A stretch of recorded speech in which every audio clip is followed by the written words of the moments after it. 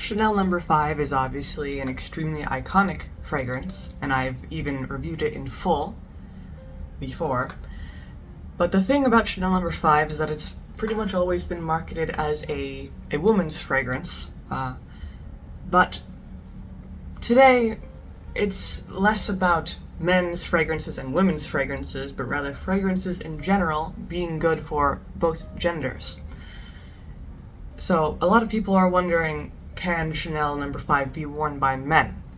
Even though this is a traditionally feminine fragrance, and even though both genders can wear whatever they want, some men may wonder, oh, maybe I don't want to wear a perfume that is too floral. Maybe I would feel uncomfortable wearing a perfume that is lighter or considered traditionally feminine.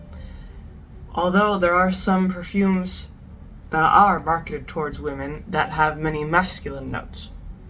So that's the question with Chanel No. 5, of which I have a small sample right here. And I would say Chanel No. 5 in general is kind of on the borderline of what people would expect to be either a male or female fragrance. It's the top notes that are more traditionally feminine. The top notes mainly consist of lemon, bergamot, neroli, ylang ylang, and aldehydes.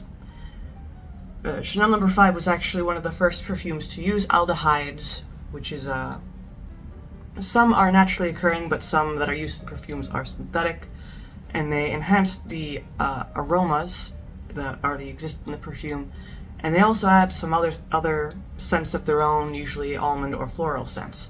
It mainly gives perfume a bit of a lighter kind of profile, especially at first. So for men, the top notes of Chanel No. 5 are mostly stereotypically feminine, so that might be somewhat off-putting for some men who might not want to smell very floral. But the thing about the top notes is that I wouldn't say it's too sweet or too floral. A lot of modern perfumes today that have floral notes in the top notes are really, it's like for almost a teenage girl, you can imagine, or it's too sweet, or something like that. And the thing about the top notes in Chanel No. 5 is that they're more, it's in a different style, because Chanel No. 5 is a very old perfume. It came out in 1921, and what was popular back then is obviously much different than what's popular today. For that reason, the top notes are not extremely floral or extremely sweet, even though they have a feminine overtures. I wouldn't say this is, so feminine that it would be impossible for them to wear it if they didn't want to be seen as feminine or having a feminine scent. Now, the middle notes and the base notes are really where there is potential for the average man to wear Chanel No. 5. The middle notes are a few more florals of rose, jasmine, iris, lily of the valley, and orris root. These floral notes, again, give kind of a lightness to this perfume. The thing about these particular floral notes, especially the jasmine, is that they're not very light or not very sweet. They're more of a rich kind of foundation almost, not your typical floral notes. I also wouldn't say that the middle notes in Chanel No. 5 are too strong in general, except for the lily of the valley, which does give the perfume a short-lived kind of freshness. I wouldn't say Chanel No. 5 in general is a fresh perfume. I would say rather it's a rich kind of base, more, not smoky, but just kind of a richer, deeper perfume. And then the base notes are civet, sandalwood, amber, musk, moss, vetiver, vanilla, and patchouli. So the base notes are really what kind of drag down this perfume and ground it. And the base notes are all pretty much masculine, and they become much more noticeable as you wear it. And I would say that this Chanel perfume becomes more masculine as you wear it over the hours. Those kind of floral top notes and middle notes kind of become much richer and deeper and blend with the base notes to become a much richer and stronger scent. The civet in particular, civet is an animalistic note, a very, very musky note. Originally, real civet, the real animal's glands, would be used in Chanel No. 5. Today they use synthetic civet, but it still smells pretty similar. The thing with that is that it is found in many men's colognes and men's fragrances in general, along with, of course, musk and woody notes like sandalwood and stuff like that. And it's lightened up by the hint of vanilla and a little bit of kind of moss, a greenness to this perfume. I personally find that after wearing Chanel No. 5 for a few hours, that the civet note becomes very, very prominent. It's not something I personally care for myself, but many people do like that note because it is a very warm and very strong and very powerful note. And mixing that with the lightness of the middle and top notes really makes Chanel No. 5 extremely unique. Originally, this perfume was created by the perfume master Ernest Beau back in the 20s, and it was reformulated, the Eau de Parfum, which is what I have.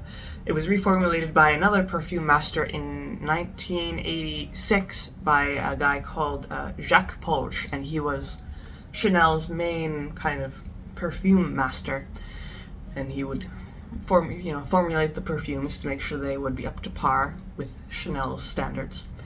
And of course, vintage Chanel No. 5 is going to smell pretty different from modern Chanel. But all in all, Chanel, I would say it could almost be considered a truly unisex scent, if not for the very floral opening, because once the perfume really starts to settle onto the skin, you really get that blend of that kind of strong civet note along with the floral notes. And then there is also kind of a powderiness, which was typical of perfumes back from the 20s and the 30s. And overall, I wouldn't think it would be unusual for a man to wear this. I think most men could probably get away with wearing this without any problems.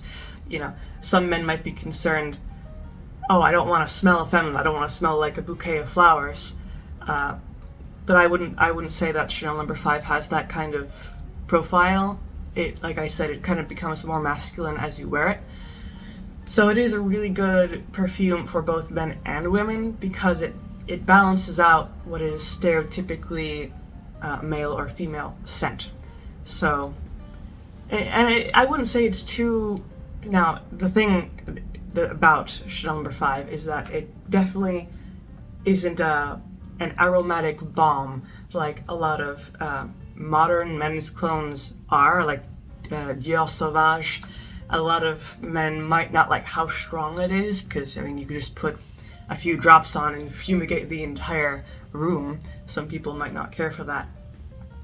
Or, similar men's clones and fragrances these days are pretty, very overpowering, especially if you put too much on or you don't know that you put too much on.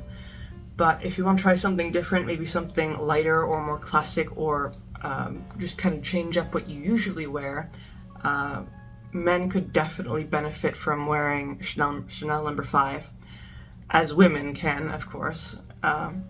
It's just something, different. People will wonder, oh, that's an interesting men's fragrance. They wouldn't expect a man to wear this, but a man could definitely pull off this fragrance.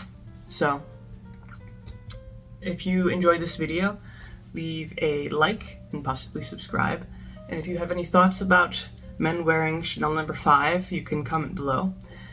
And I post videos throughout the week, so stick around for those.